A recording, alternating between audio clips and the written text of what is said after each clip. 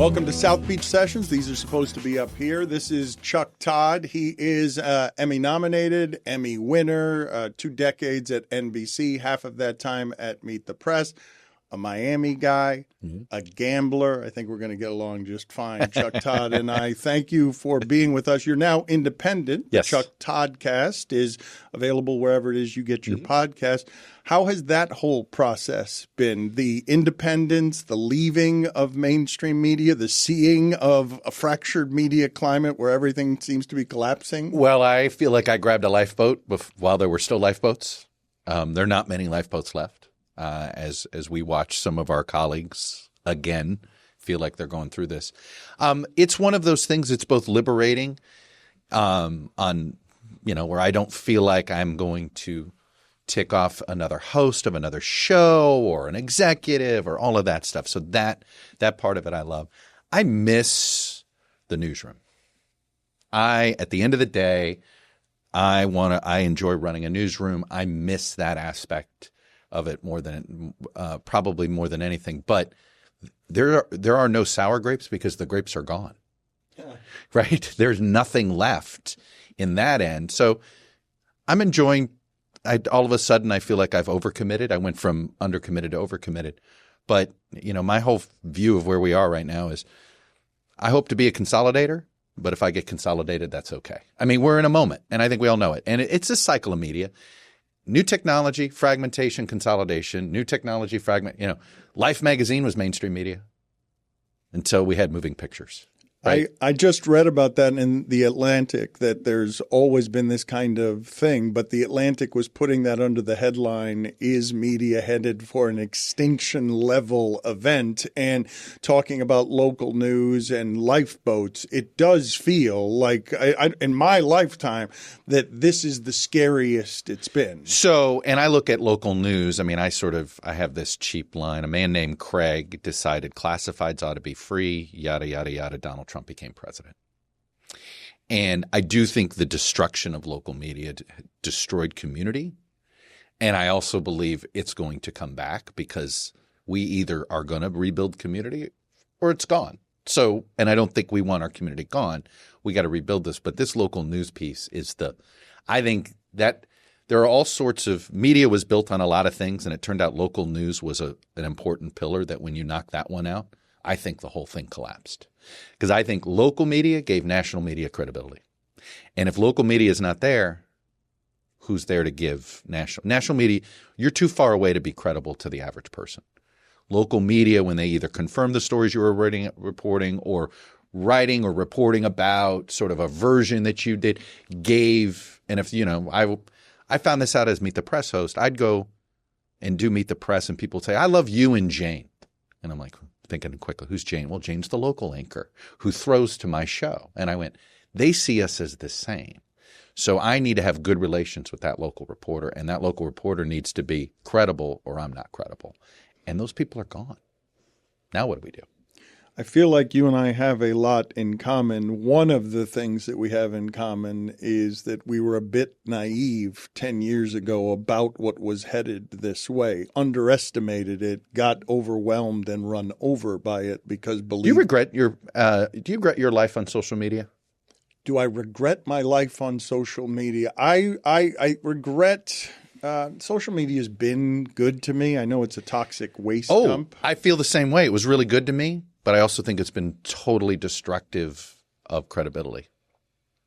How so? Because I don't believe it has harmed my credibility. I believe it has harmed my mental health. I believe that some things have happened with social media that are corrosive in ways that I had underestimated. I think it is triggering. And it's like, you say to yourself, and this logically, don't pay attention. And then you find and you'd get sucked in. And I allowed myself to get sucked in early. That's where there's all the positive sides. And I agree. Social media connected me to far more interesting people than I would have been able to be connected with otherwise. So I still am pro in the grand scheme of the idea. I don't know, though. Look, I look at social media. We're doing an experiment on the human brain, and I think know the result. It's not a successful experiment. I mean, we're addicted. Humans are addicted to this in a way that I believe is the greatest globally undercovered addiction that we've ever experienced. Every single study around the world has shown that young people, social media has been bad for mental health on young people. It hasn't mattered if the study was done in a rich country, a poor country, a ethnically sort of monolithic country, or a very diverse. It hasn't mattered. This has been destructive to the young human brain. It's like, what is it? Marijuana is not good for you before the age of 25 while your brain's forming. Maybe overusing it may not be good for you after 25, but there's certainly some evidence there. Social media feels like something, while you're emotionally maturing, you shouldn't be on it. It's totally destructive to the brain. Take me through, you mentioned liberation, but take me through the scary parts of leaving something that had been your home and you're known for 20 years. Well, it's a weird thing. I'll put it another way. I could live another 30 years and my obituary lead's going to be Meet the Press. I think I'm going to have a much more interesting life over the next 30 years. But that doesn't mean that that's what you're known for. Better or for worse, that's what you know. So in that sense, you're like, boy, this was an identity. It wasn't just me. I used to joke my first name was Meat. And so that took a little bit of sort of, hey, I'm not the center of attention. And I say that, in my little world of politics, that was the case. But so at first I was nervous about that. Then you realize, nope, this whole thing's coming crashing down, and I avoided a whole bunch of. And I watched a lot of. You and I both watched a lot of colleagues not handle the moment. So I always look at it as like I survived the Trump era. I still. Nobody's trying to take my name off of stuff, and or is still willing to hire me. So in that sense, I feel pretty good about it. But at first, it was because it had become an identity. And sure, it was like, so I had to mourn the loss of that version of myself. But I loved my 10 years of Meet the Press. I don't miss it. I miss an occasional Sunday interview, but I don't miss everything else. And if you said you could go back, I wouldn't take it. What do you miss? What you mentioned the newsroom. I miss the newsroom. It's just the community, the connection of like-minded people. Correct. Who not even like-minded, but just stimulated yes. you. Well, when I say like-minded, I mean caring about the same things. I don't mean same opinions. In fact, I was obsessed with trying to build a newsroom. I used to say the most important diversity I looked for was geographic, because geographic diversity and socioeconomic diversity gives you everything else. If you go through that, you'll end up, by definition, you'll end up with a room that also looks diverse if you go with that. So in that sense, that was always the newsroom I tried to build. But that's what I miss, because I miss, well, should we do this angle of the story or this angle of the story? Or, should we pursue this, or what's missing over here? It's just that sort of thing. And brainstorming with ChatGPT ain't the same. What are the specifics of the heartbeat of a newsroom that you're talking about? Your path is a bit of an unusual one, I would say. I don't know what you consider unusual about your path. Well, I didn't go local. I started at a trade publication called The Hotline in the 90s. It was sort of the internet before the internet. Now in hindsight, we were doing newsletters before anybody knew that was a big business. Trust me, I didn't make none of the people that were a part of that startup, none of us made a ton of money. I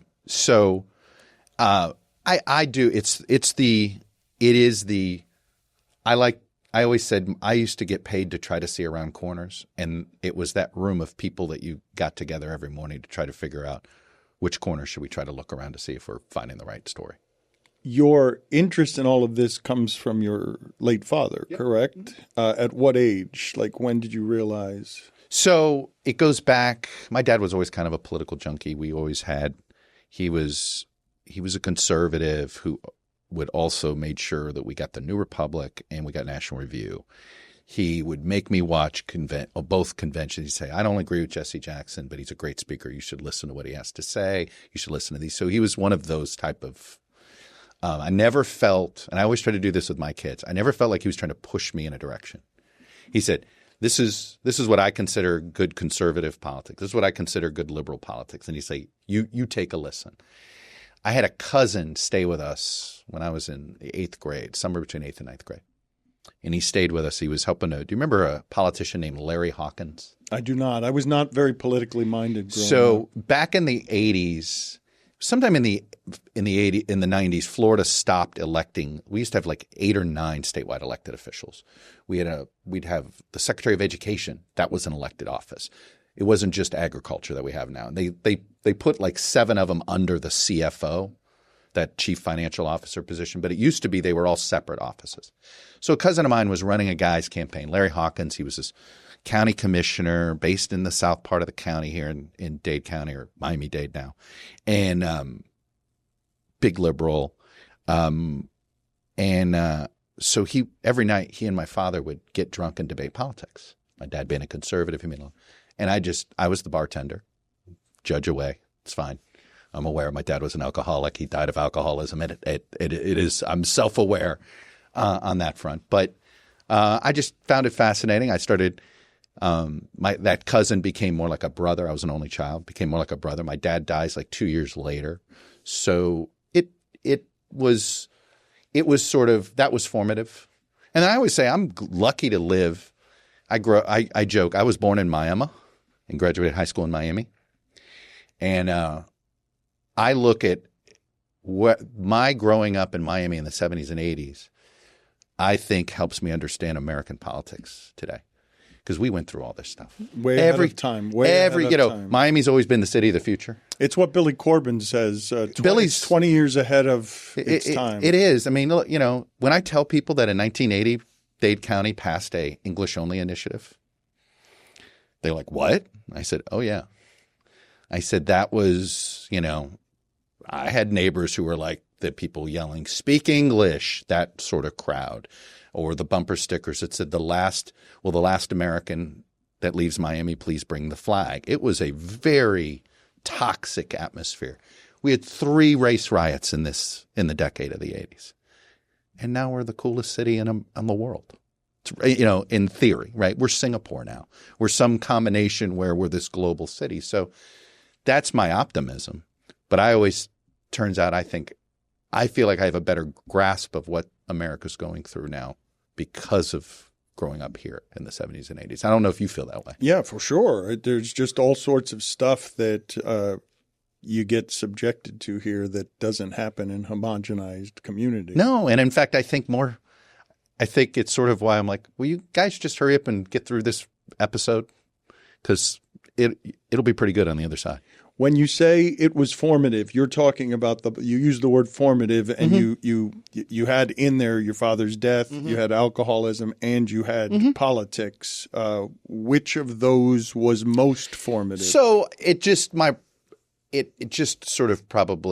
easily my relationship with my father, and he was I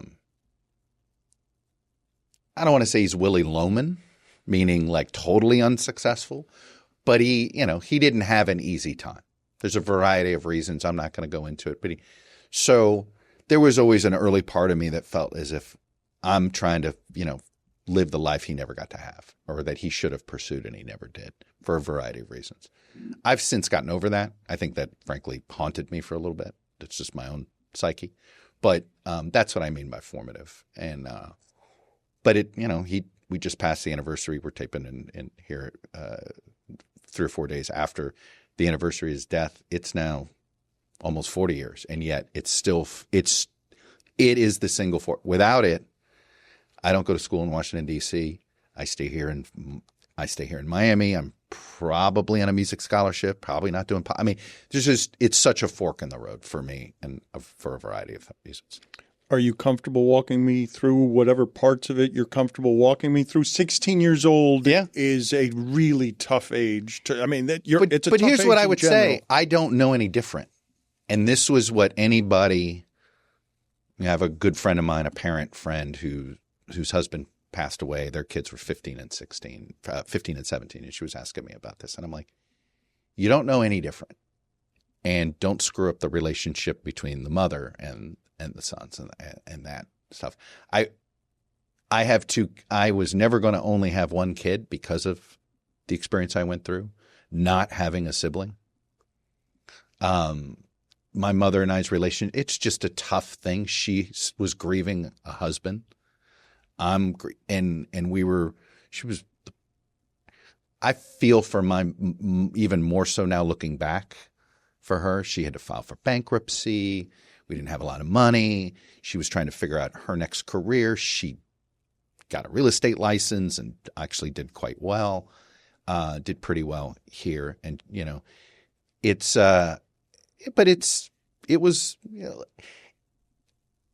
look, I think everybody goes through stuff like that. We just don't know what time of our life we go through those things. I don't think you ever get over losing your parent. Everybody just does it at a different time in their life. And so I don't presume to say my time was tougher than somebody else's, because it's just – I actually think it weirdly – it grows you up in a hurry. That's the bummer, maybe. I don't know. Maybe I'm more successful because of it. Maybe I was a little more – Oh, you do know. You do. I think I am. Yeah, no. I do. And it's not lost on me. I always think about this with a lot of – you ever noticed how many successful people have this weird father issue? Either father was gone. I always say this. Barack Obama wrote a whole book about searching for his father. Bill Clinton punched his stepfather in the face, and his real father dies.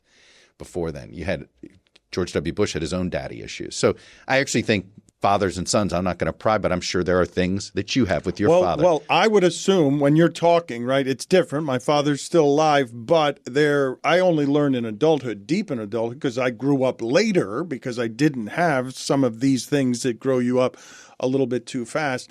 I felt sort of responsible for some of my mother's emotions in places where my father wasn't emotionally available. And I imagine you had some of that if you're at 16 and an only child.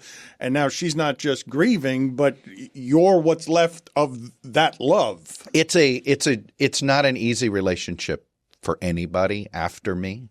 Whether it's my kids and their relationship with their grandmother or my wife and her relationship with the mother-in-law. So it's just because it's when you go through something like that. And again, I go back, we all go through it, just we don't know what time of our life we go through it. And in that sense, it was very formative, and it shaped a lot. You don't realize it, but it shapes you quite a bit. How about in terms of money and economic success and the drive to get there? So what it does, right, you see that, we were struggling and all that stuff. So I'm probably – I say this, yes, I love gambling, but I'm weirdly risk averse because I'm always thinking about where am I getting health care? I mean, my father died of hepatitis C. Is what he technically died of, cirrhosis of the liver. But he had hep C, and this is in 1988. And now there's a pill. Just take a pill, you're cured. Back then they had no cure. He was on the transplant list but never stable enough. Month after he dies, our health insurance gets canceled because you can cancel the whole county. So all of a sudden I went the first 6 or 7 years of adulthood without health insurance. And it was one of those things where that's all I think about. Well, we can't have that because that literally would have bankrupted. My dad died 5 days before we would have run out of insurance money. And I remember my mother having a conversation with the administrator, and they were telling her about this, and she's like, "Well, does he have how much?" And they're thinking, "You need to go see a therapist if you're asking about." And you're like, "Well, what choice do I have?" Like are you telling me that I have to bankrupt myself to potentially keep him alive another week? Right? Like that's a really messed up conversation to put somebody through at any point in time. So it's made me weirdly risk averse. And so you want to talk about the toughest reason to leave, the hardest decision to make about leaving Comcast, giving up the benefits. Huh. Because I don't want to ever leave my kids in a situation like that. What is your relationship with alcohol? I'm just very leery of it. I'm barely a social drinker, and I say barely, but I'm very careful with it. I'm very happy to see gummies become a thing. That is what helps me sleep at night. I would imagine there are all manner of scars. And again, I've pried more than you said on the front end that you didn't want to talk too much. No, I don't about mind this. talking too much of it. But, it's funny. I remember trying to figure out if my father was an alcoholic or not. And when he got diagnosed, they told him, you have to stop drinking. And I remember asking him, I said, was that hard? And he lived for about 6 months after his diagnosis, and he obviously stopped drinking. And he goes, no, I just missed a cold beer after being outside in the Florida heat. That was it. And he's like, my father was one of those he had his first drink at 11 a.m. And there were different things. It was a Bloody Mary at 11 a.m., might be something this, and then it was beer later in the afternoon. But he was also of that generation. All of his friends, they got drunk at lunch. I mean, I think about it, and Matt, I'm pretty convinced that we would have had the internet 30 years sooner if people hadn't drank at lunch all the time. Like, this is what society did in the 60s, 70s, and 80s. All these, people, that was what folks did. But I'm, I don't know how I feel about the idea of alcoholism is how much of it can be helped and how much of it can't be helped. Have you explored the roots of why you're risk averse? I think I know why I'm risk averse. I think it's when you go through a situation where suddenly I'll put it this way. I'm always want to be in a position where if everything collapses around me, I'm going to be okay. Interesting to leave NBC, though, when you did. Can you take me through the choice and the decision-making on that? Because a lot of people are afraid of change in general, not just risk-averse people, just people. A lot of people choose the unhappiness they know over the potential of the happiness that could be unknown. I'll just say it this way. I've been lucky enough to, when you work for a startup for a long time, then you work for a net. When I got hired by NBC, it was right when they were trying to make MSNBC something better, something different, something a little more forward-leaning, a little more newsy, a little more at the time they wanted to be, quote, smarter than CNN. That was the goal, whatever that meant. That meant, well, we're not going to beat them in the ratings, so let's win the critics. And NBC, we were always growing. And then streaming came along, and I was the first NBC show to go on streaming. We created a magazine show, Meet the Press Now. So it was pretty clear it was a growth enterprise until it wasn't. So it became easy to leave. It was like I could stay and be a potted plant a couple of times a year. Hey, let's bring in the old guy to tell us about how elections work, which I did in 2024. And it was, I love election nights. That's, it's my Super Bowl. I just did this year experimented with a live stream. We got 500,000 viewers. I was like, hey, this is great. I don't have to give up election nights anymore. So I'm glad to do that. But NBC stopped being a place that was going to grow. They're just shrinking.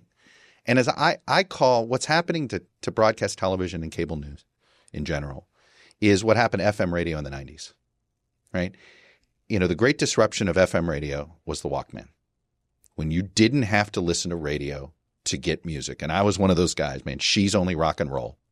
WSHE, 10 o'clock got the lead out. 103.5. 103.5. And I was going to tape my, I got to get my mixtape of this Led Zeppelin song or this, whatever it was.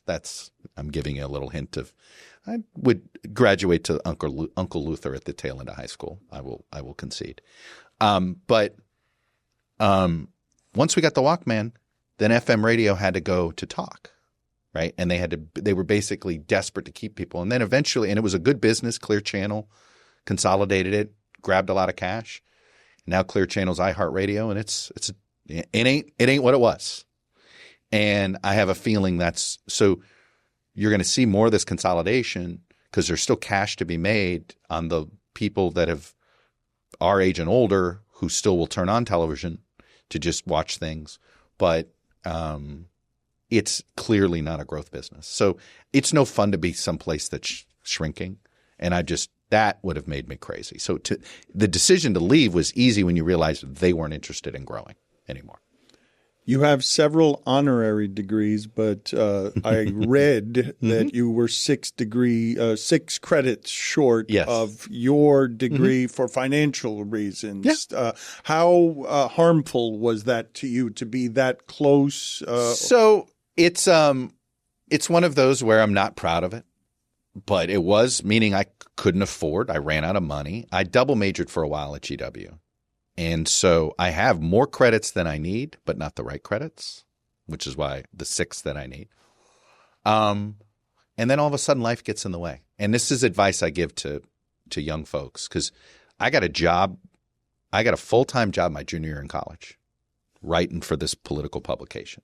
You wanted to be a newspaper guy. If you in your junior year in college, you got a job that you wanted, what are you focusing on? No, that's what I did. That's when I got the internship at the Herald, I got out of all of my classes because I had that job at the Herald. It was just suddenly it just drove you. And there's a lot of guys in our business where they get the job. I could make the college basketball going pro early argument. If college is about finding your career path and you find your career path, why delay going on the path? That's how I would defend it. But there's always been a part of me going, Jesus, it's 6 effing credits, right?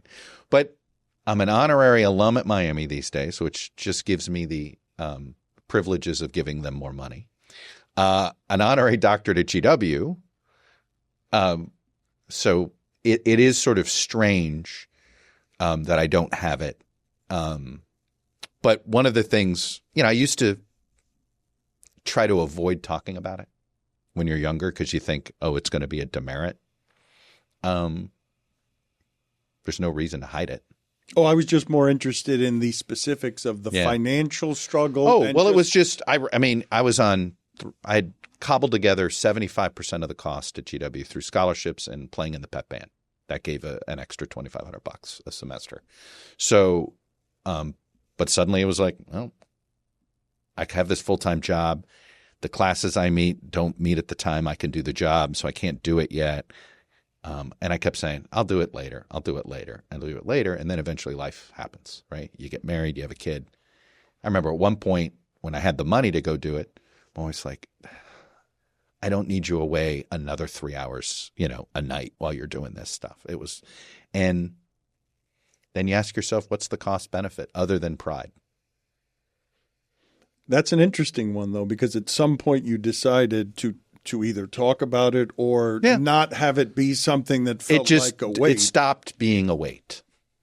But it's funny how sometimes it's always the favorite way people come after me if they disagree with something. Well, you didn't even go to college, or you didn't finish college. What do you know? Okay. You're right. I was the host of Meet the Press. That's okay. What do I know? You're right. That's okay. People, if that's I thought the cultural revolution that just happened in this country is that we have to stop sending kids to college. I mean, at this point, it's funny to see that technology is such that kids going to college are just using AI to do their exams, so it becomes largely a waste of money unless someone's really interested. So I heard a good interview with my kid. My oldest is a senior at the University of Miami. My youngest is a freshman at SMU in Dallas. And I was just at a talk with the president of SMU, and he articulated what I hope is true. He goes, I think the AI-ification of everything is actually going to make college, that the liberal arts are going to become back in vogue, because you've actually got to learn that college is going to be back to sort of learning what information powers AI. And that's the way a student has to understand what college is, and whether a college can successfully wean students off of using AI to learn sort of essentially the core information before AI got a hold of it. I thought it was an interesting thesis. I am curious over the next decade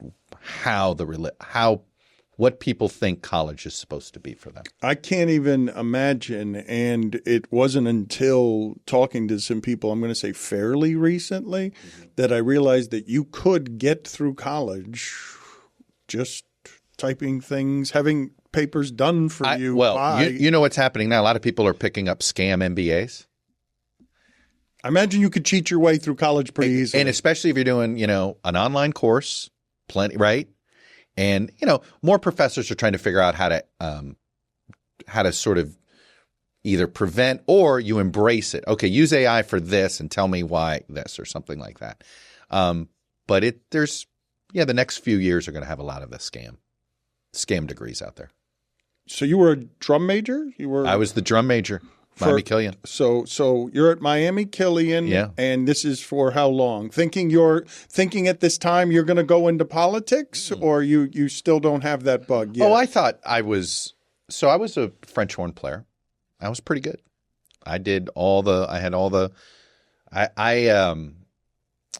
When magnet schools first became a thing in Dade County, I went to a music magnet school for middle school. We called them junior highs, remember, back then.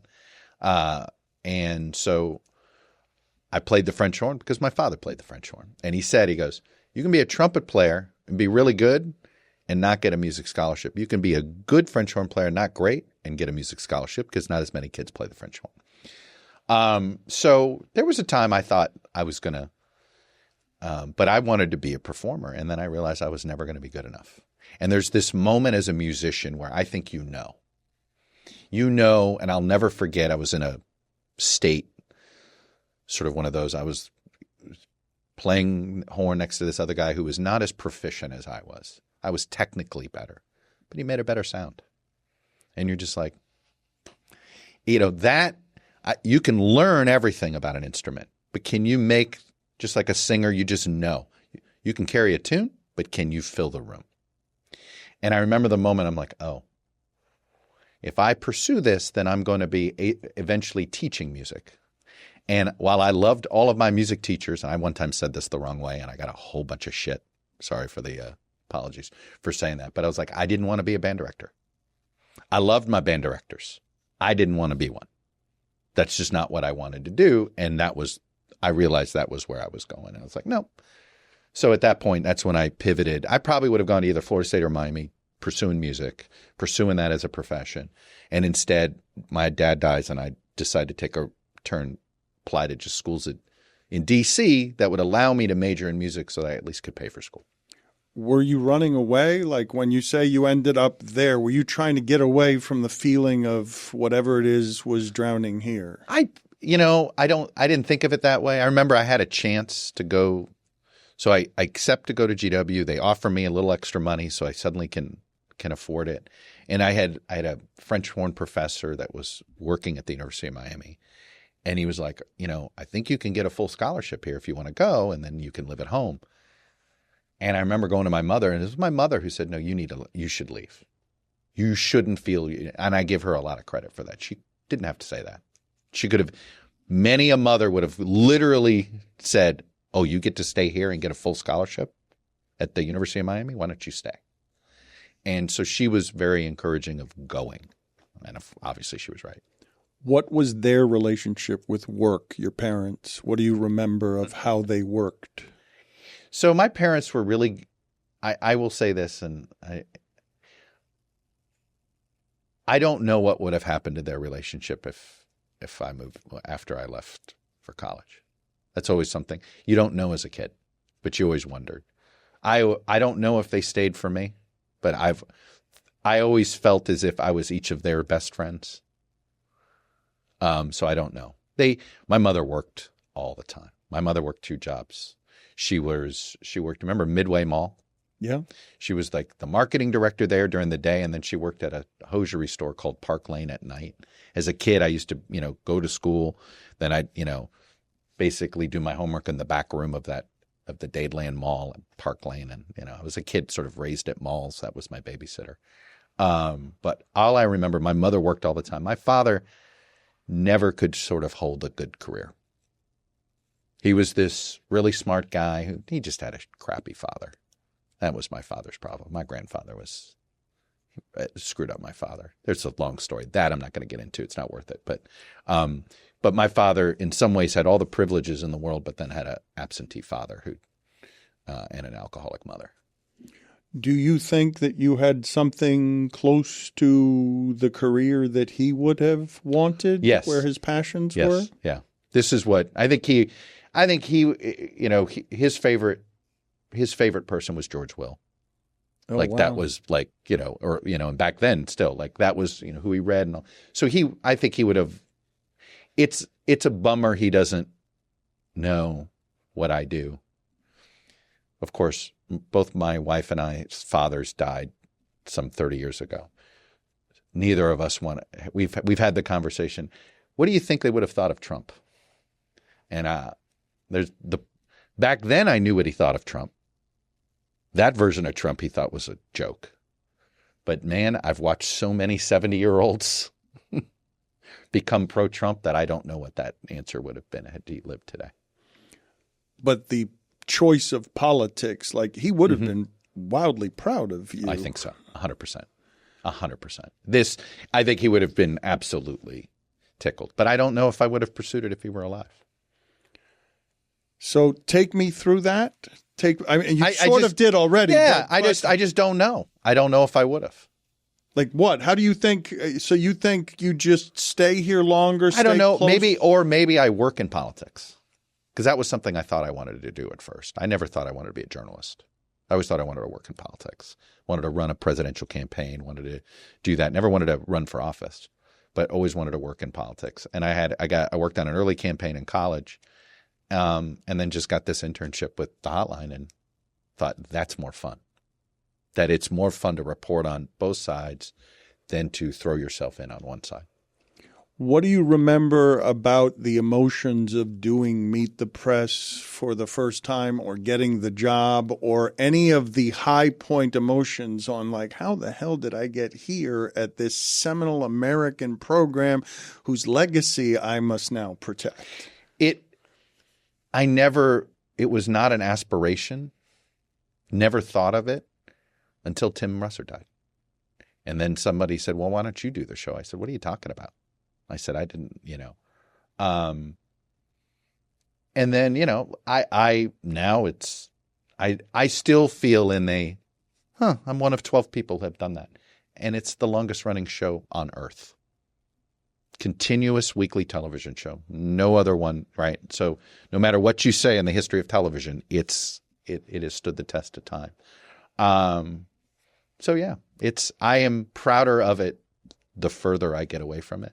When you're in it in the moment, you both feel a little bit of poser complex, right? You're like, do I belong here and all this stuff? And I will say it took me, and I'm, you know, and I remind this of Kristen Welker, who I'm very close with. You're like, there'll be a moment where you realize you really own the show, but it takes a few years. Like I still felt like I was house sitting for a while. And then there's just a moment when it's, you know, when all of a sudden you realize it's your show, it's your credibility on the line. And that's an empowering moment when you realize it. What an interesting place for the performer in you to end up, though. Well, it's funny. I never was a great performer. And I now wish I could go back and redo my French horn career because I think I'd be better at it. Because I used to get super nervous doing solos and it wouldn't be my best performance. And I always thought, which is probably why I always thought of myself as a behind the scenes person. And then all of a sudden you realize this stuff's not that hard. Well, it is hard if you strangle art with things like thought and nerves. Like you got to let it fly, right? You got to the kid next to you making that beautiful sound probably wasn't strangling whatever it is he was doing with desire, want, or. And for all I know, he never pursued it as a profession, but he made a much better sound than I ever could have. And I remember thinking, that'll get you in first chair in the New York Philharmonic. That ain't going to get me first or second chair. What an unbelievable moment of clarity, though. Crushing, but... Oh, it was crushing, but it was like... What self-awareness to be like, okay, better than me. I'm not even going to be able to try and work my way into better. No, and I had a professor at GW, which GW had a great system because they worked with the National Symphony and those guys. Being a professional musician, you don't make a ton of money. And I remember so here this guy was the National Symphony, one of the 5 big ones, full-time job. It's a union job. he had to teach on the side in order to support his family of 4 kids. And so they were the GW. So here and he would sit there and say, you're technically as good as I am. I said, I know. I just don't produce as good of a sound. And it was just one of those where and I felt very much like I had mastered the instrument. But there's a reason certain, you sit there and you'll see like there'll be better musicians who are not as good of performers because whatever it is, there's an it. And we all know it in a lot of things in life. And in music, whatever it is that the sound you make, you can't teach that. You can teach how to breathe, and you can sort of teach how to fill up as much as you can fill up. But if you don't have that, whatever that is, it's not going to happen. So the first couple of years of Meet the Press are just babysitting and sprinting on a treadmill. It's not moments of reflection of joy, no, it's fulfillment. Not because it's funny. I was the pick of a new network president. So then all of a sudden you've been through a network when they change leaders and the new leaders have their people. And sometimes, so all of a sudden, I'll just say the first year or two, I felt like I was competing to produce my own show. I had a lot of producers. And that's what happens for anybody in the first year or two of anything. You have to take notes from a whole bunch of people. I'm sure when you did the first time you anchored a show on ESPN, you felt like you would accept a lot of notes from executives that maybe today you'd be like, I appreciate it. Well, my experience was different. That wasn't quite at ESPN, although what you're saying about a change in leadership certainly resonates with me. But for me, it came earlier than that. For me, that stuff was more when it is that I was learning. By the time I was choosing ESPN, I was choosing it on my own terms. So you feel as if your formative years and understanding relationships with executives and when something's yours or not happened locally? Yes, because I was always trying to please sort of sports editors and father figures, and that's what I was doing. I was really eager to please, journalistic entities that mattered to me more than television. I didn't really respect television. Who are you trying to – oh, neither did I when I went into it. I didn't respect the TV people. Oh, but you were on a different thing, right? I'm doing a show with my father. I'm doing like this radio show that is a silly thing that ESPN has welcomed in because it's different. Yeah. And it wasn't upon getting there that I got the nerves. It was just sort of I got a lot of notes. I remember one time doing ESPN radio in my 20s. It's Sunday morning. It's 7 a.m. I assume no one's listening. And the president of ESPN calls my producer, who I lost for the rest of the show, just screaming about something that I was about to talk about, saying, do not talk about that. And then I ended up getting into an argument with him after that show because the people I respected were in newspaper. They were not television. Who do you people. try to please today?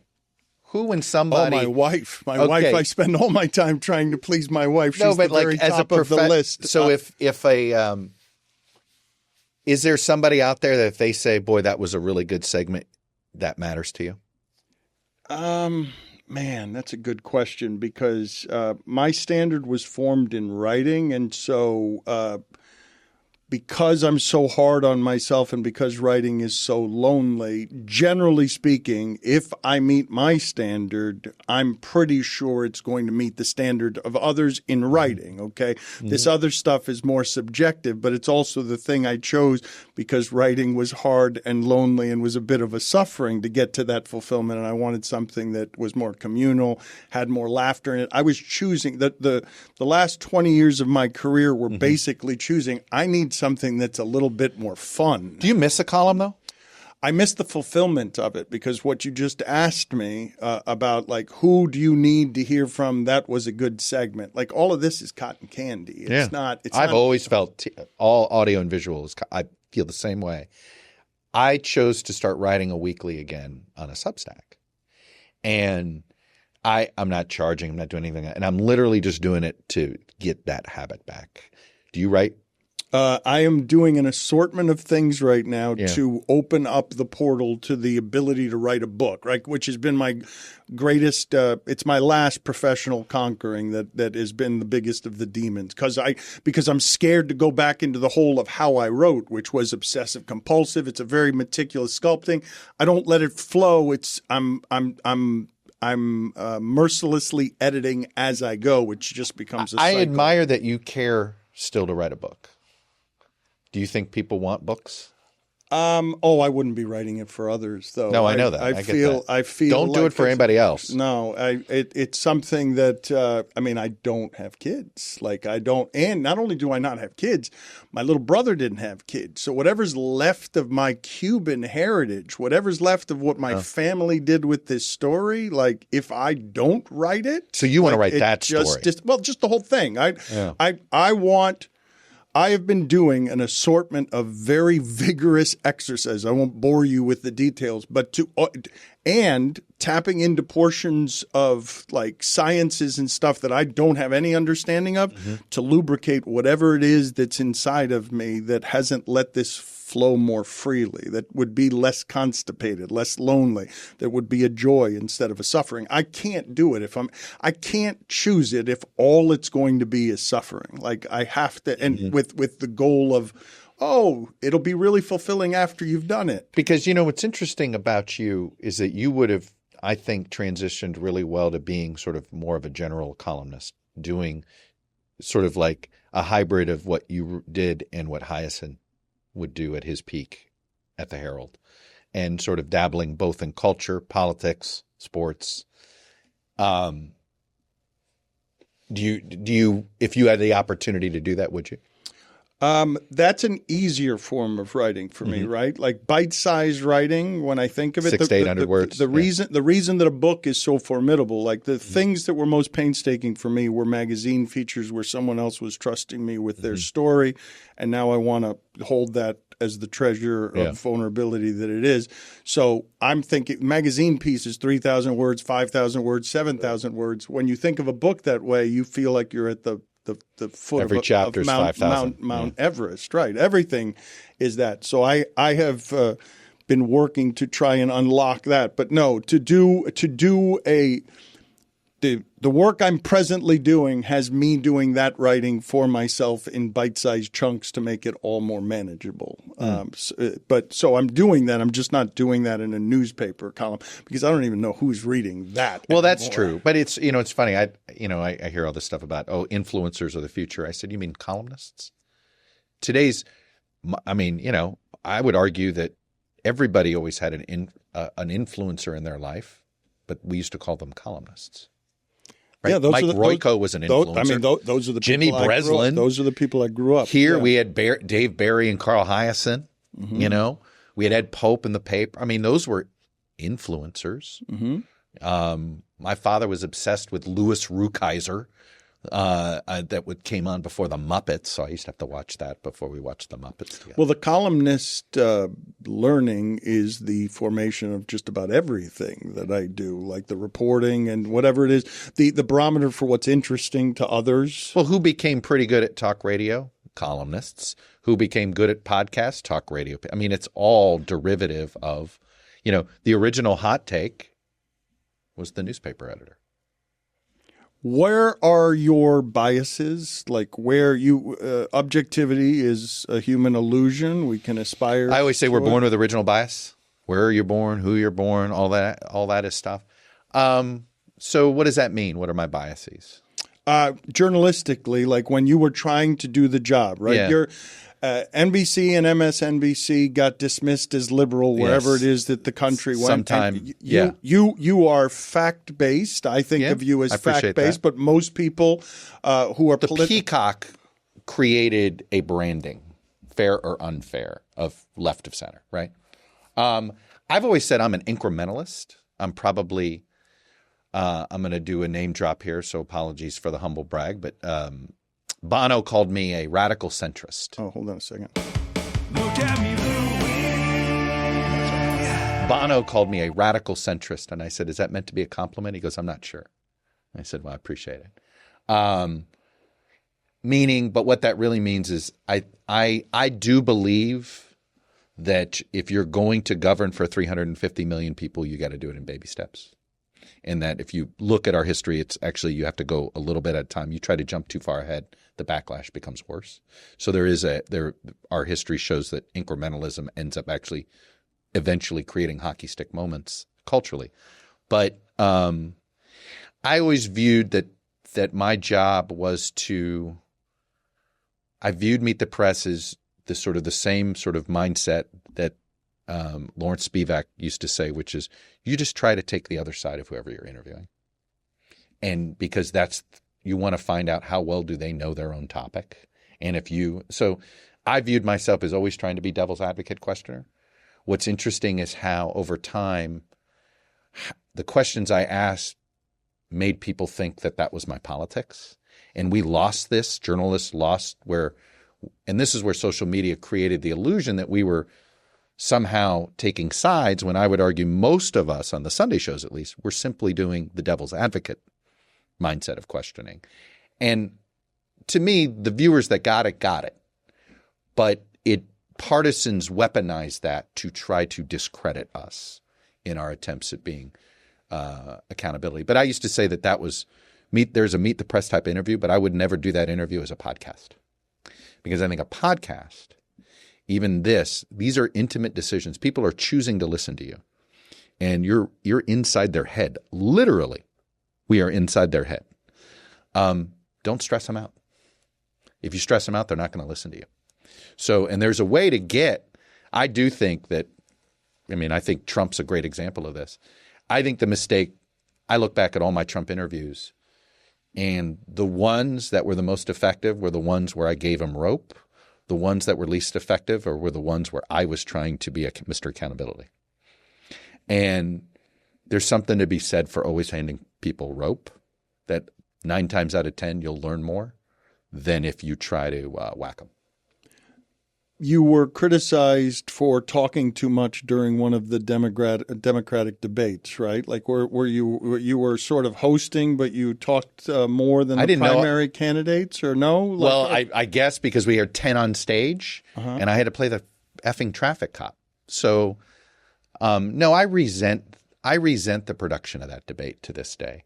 We had to do back-to-back debates 2 nights in a row here. It was actually in Miami. 10 candidates. And that was I'm not going to get into too much of the politics behind the scenes there, but I was the one that wasn't afraid to offend the viewer on questions. And there were other people I was co-moderating with who would refuse to ask certain questions because they didn't want to be associated with asking a question like that. So I had to I had to ask all the hard questions.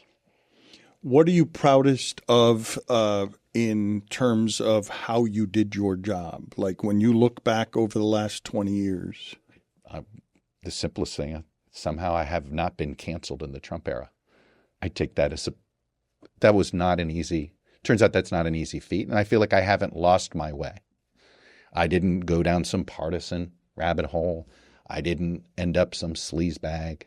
So I guess I look at it that I feel like over time I navigated it as well as could be navigated in the situation that we were in. So, and I do think that,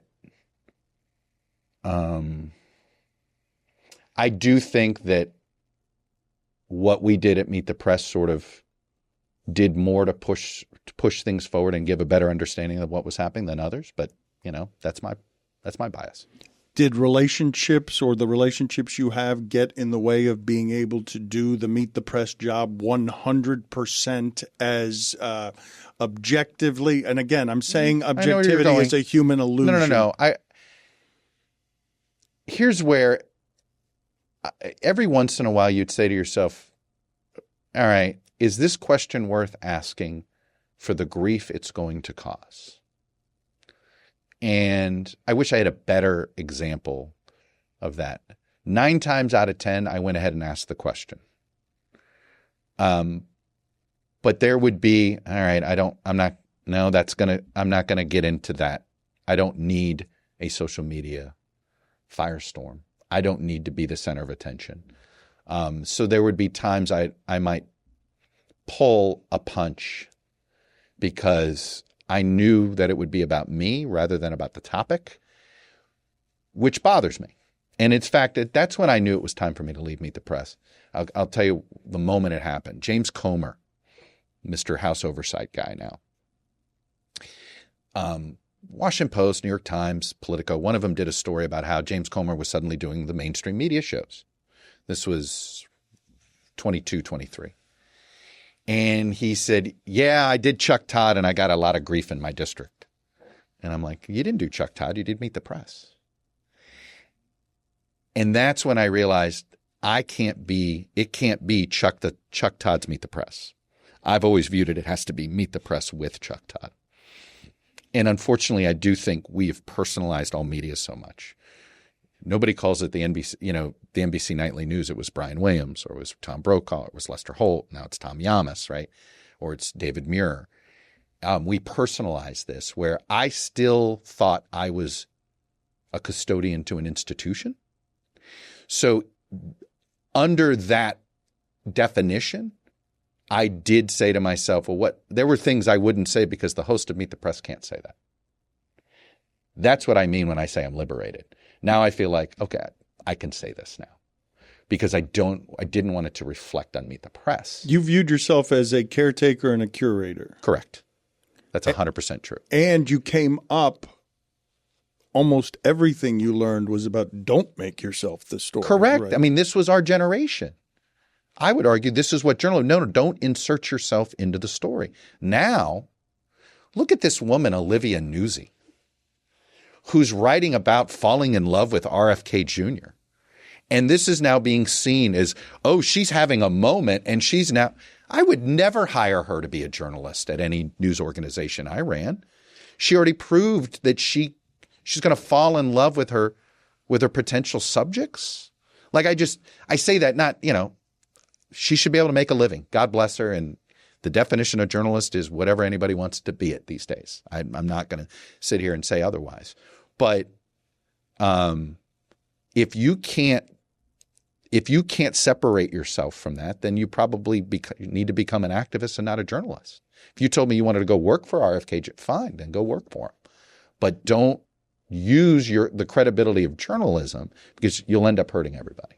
I'm surprised, given your credentials here, that you're not comfortable telling anyone else how to be a journalist. When I can hear the disgust in your voice as you're saying that's not journalism. Because I've thought about this, and it's like I am sensitive to – I'm a middle-aged white guy giving you my take on how it should work. I'm also believe that there is a spectrum of journalism. I'm not going to participate in activist journalism. But sometimes activist journalism gets results. I'm not a big fan of access journalism. But how do you become a beat writer in a sports room without access? So I can't sit here and tell you never do access journalism. That's why I'm being a little bit. That's why I'm a little. I'm both. Do I think I have more credibility of how to build a newsroom? Yeah, I do. I think I'd be better at it than just about anybody else on the planet. That I have self-confidence about. But I'm not going to sit here and say, I'm just saying I wouldn't hire her in a news organization that I worked at. What do you believe is the fairest criticism of how you did Meet the Press? Like the criticism that someone you respect, you took to heart because you're like, yeah, that person knows what they're talking about, and that seems like a fair appraisal. We sometimes pursued a headline in the 24-hour news cycle rather than that. And this was the pressure I felt from executives too, right? How many headlines did your interview generate? And the Sunday shows always were measured on that. And so you end up feeling as if, well, I've got to ask these questions because I know they'll make news, when it undermines what could have been a better interview if I had gone down, So that to me would be the sort of always asking about, what are you running for next? Or are you doing this? Where it was more about just getting a quick news headline. Well, but you also have to keep up in a changing technological age with something that's a bit of a library, a museum. Correct. And I think that, it used to be, I had an executive say, don't treat Meet the Press like a Fabergé egg either. Right. And so, but I think that was, it's funny. The reason I love podcast interviews is because they're an hour. I always do an hour, 45 minutes to an hour. My favorite Meet the Press interviews were the ones that went 30 minutes or more. I think I did 10 of those total because what the viewers told us, and we'd sit there, I'd get the minute by minutes. You ever seen minute by minutes? And you see these?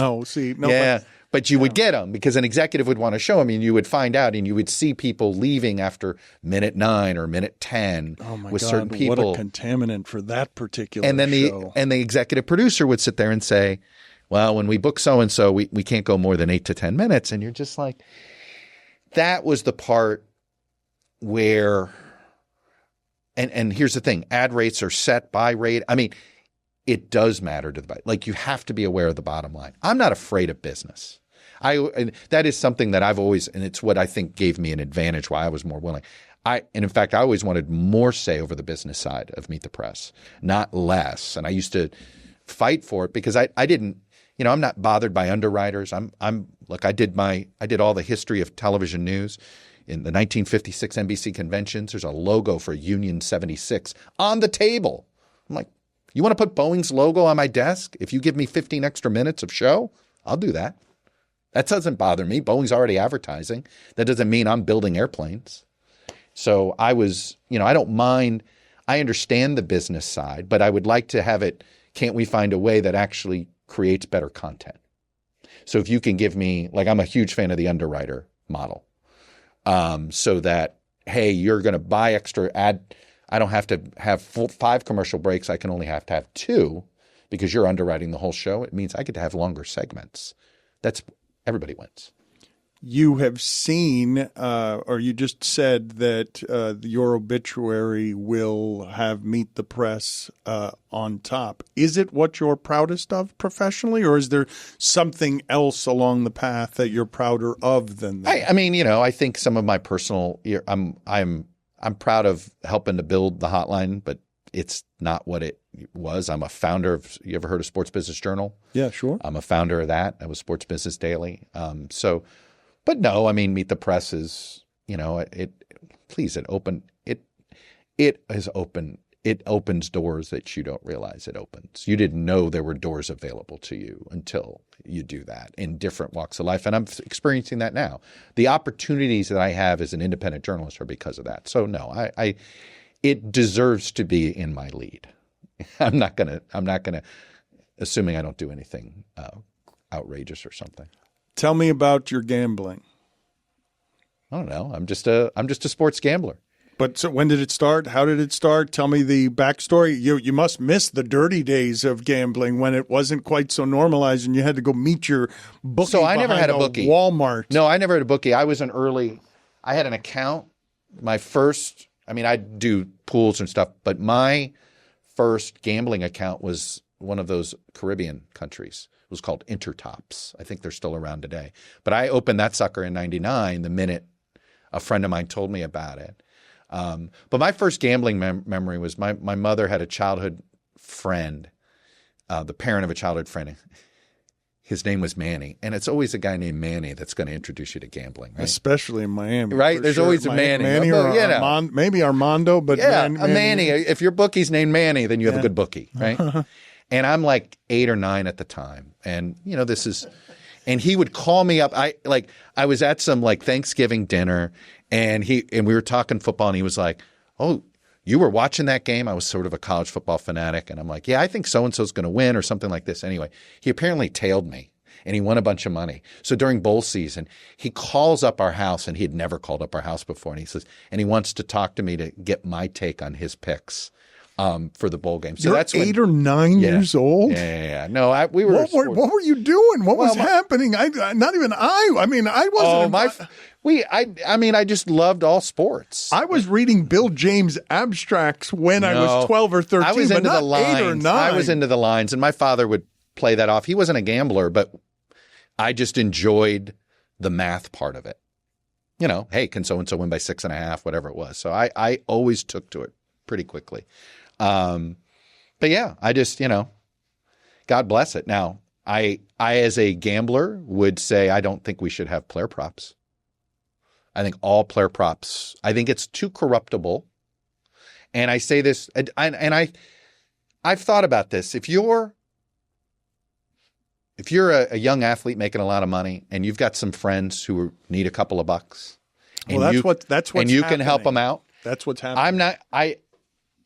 It's sort of like, the plot line to Les Mis. Are you going to steal a loaf of bread to feed your kids? Are you going to help? It isn't as morally clear as you think. That's what's happening with the basketball guys. Right. That's what's happening with the Dominican baseball players. So don't put them in that situation. And obviously, I think you got to get rid of the player props, especially college.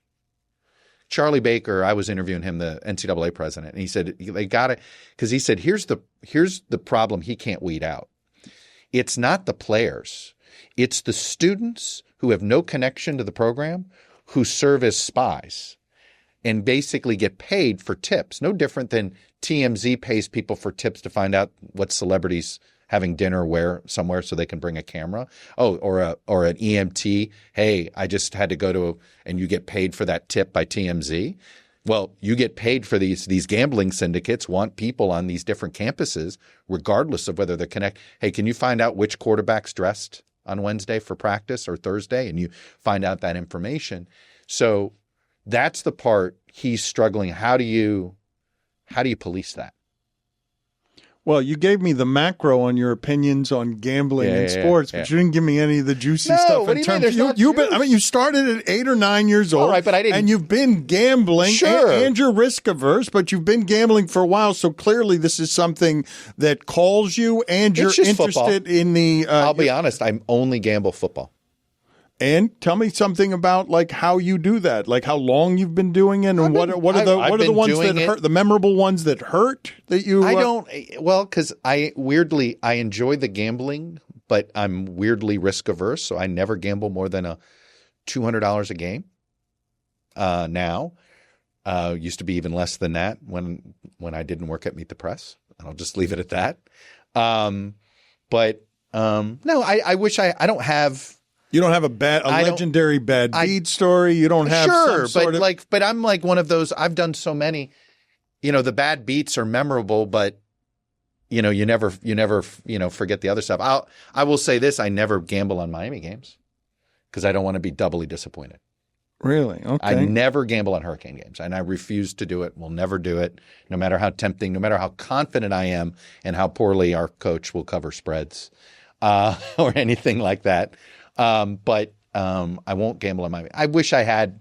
That's the only one, though. That's your only sacred cow. The University of Miami only is sacred cow. The only one. Yeah, the only sacred cow. What do you remember about watching the 1988 World Series? Oh, I must have told that story. So that's the year my dad died. And I grew up a Dodger fan because we didn't have baseball. So my dad was a Dodger fan, therefore I was a Dodger fan. In fact, we got the Miami News. Do you know why we got the Miami News in addition to the Miami Herald? I don't. The West Coast Box Score. The only way you could get a West Coast Box Score. It's an afternoon newspaper. It was the afternoon newspaper. And I think we were like the only people in our neighborhood, which is why it didn't last for, eventually. Yeah, no, the poor Miami News with Tom Archdeacon struggled, even though they had some great writing. I remember when they went out of business, I had just signed up to be a delivery boy. Because it was an after-school job that you could do for the Miami News. So, and my dad was in the hospital, in and out of the hospital. So he was in ICU for 52 straight days, but he would be in and out of the hospital that whole 88. So he made a deal with his doctor. Every Friday he got released so he could watch the Hurricane football games on Saturday. And that year, that's the year after the national title year, there was a Michigan game where Miami has to make an amazing fourth quarter comeback. The infamous Notre Dame game. Oh, wow. That's the Jimmy Johnson game. That's the game at Michigan. Yeah. Yes. And then the Notre Dame game, they lose the Notre on Dame the Cleveland Gary fumble. The Cleveland Gary fumble non-fumble. and air quotes. And And then we were Dodger fans, and then somehow the Dodgers got in the World Series, and I would go. He was on a breathing tube, but I would go to watch the last two games. I didn't see that. I was at a high school football game because I was a junior in college, a junior in high school, and I was in the band, so we had to perform. And what I'll never forget about that is we were at Tropical Park, and over the speakers in game one of that series, they go, Miami native Jose Canseco hits a grand slam in the World Series. And the crowd goes crazy because we're playing Southwest High, which is where Canseco went. So, and I'm like all bummed out. Oh, man, that's a bummer. And then listen to the thing on the way. But I to watch, that was sort of it's a good memory. I didn't see the Gibson home run with him, but I was able to watch the rest of the games with him in the hospital room. So that was the Hershiser World Series, that's a Hershiser right? World Where Series. He was in fact, they were showing when Yamamoto was pitching, going 3-0. The last guys who went through, he didn't have to go 3-0 because they pitched in 5. They got that series done in 5. But it was like not since Hershiser, I think, had a Dodger done that much. So the sports fandom begins with a connection with your father. Always. Yeah. As does politics. Mm-hmm. Look, it is, and my mother becomes a sports fan in order to have conversations with her son. Chuck, thank you. Appreciate the work. Appreciate the time. The Chuck Toddcast is where it is you get all that he's doing now as a fiercely independent journalist. Happy to have you around. Hope you're around more. Hope you participate. We can learn some things from you on our show. So if you want to be on it, I'm happy to do bad chili cook-offs for you too. All right. With Cody. Okay. The Chuck Toddcast. Check it out. He is doing good work. Has been doing good work for a long time. Thank you, Chuck. Thanks, Dan.